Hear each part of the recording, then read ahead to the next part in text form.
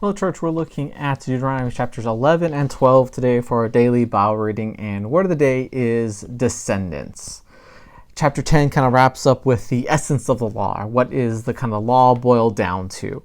And then in chapter 11, this talk about love and obedience reward, that God is a rewarding God. But oftentimes we think, okay, well, this is going to be a reward for a future generation. But as Moses is going to speak here, he's like, look, for your future generations to be blessed, you need to be obedient. So let's pick up in the first few verses of chapter 11. It says this: Therefore you shall love the Lord your God and keep his charge, his statutes, his judgments, and his commandments always.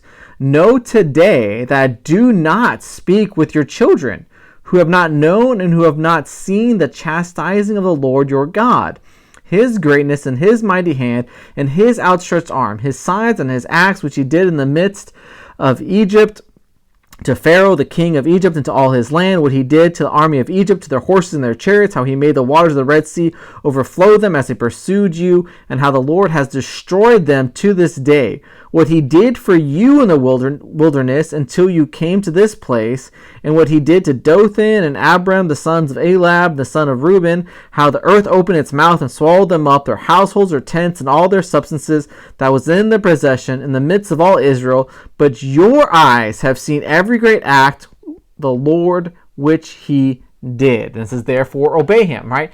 If you want your future generations to benefit, you need to be the example. Show them as you've experienced God, as you've seen God do all these amazing things in Egypt and provide for you for these 40 years. Follow and love God, and that will speak to the future generations so that Moses doesn't have to speak to them because they haven't lived through that yet.